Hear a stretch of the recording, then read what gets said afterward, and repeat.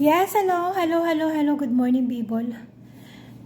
Marami siguro sa inyo nakakaalam na dati ay super chubby ako. Mataba ako dati. Sobrang taba ako dati. At gusto niyo bang pumaya? Tuturuan ko kayo kung paano. Tapusin niyo tong video ko. Sasabihin ko sa inyo ang sekreto ko. Ganun. Sobrang taba ako dati. Way back. Maikwento ko lang. Kahit di yung tinatanong, ikukwento ko. Dati, ang baywang ko is 40 plus.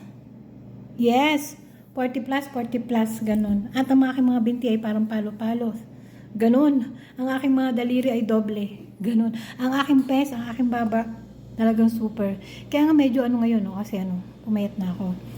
So, ang kilo ko noon, 85, 87, something. Ngayon, bumababa na. Naging, na ako, bumaba na talaga.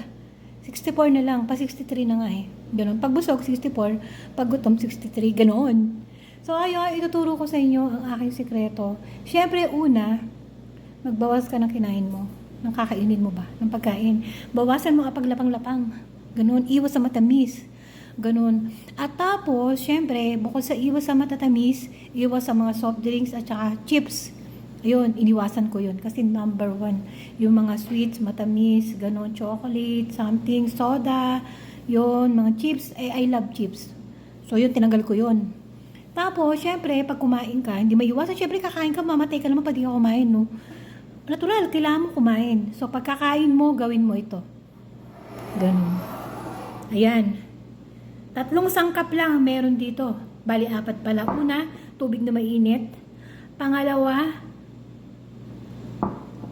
tsaa, tibag, tea. At pangatlo, kape. Tapos, lemon. Yun, lemon. Pisaan mo ng mga 1 o 2 lemon.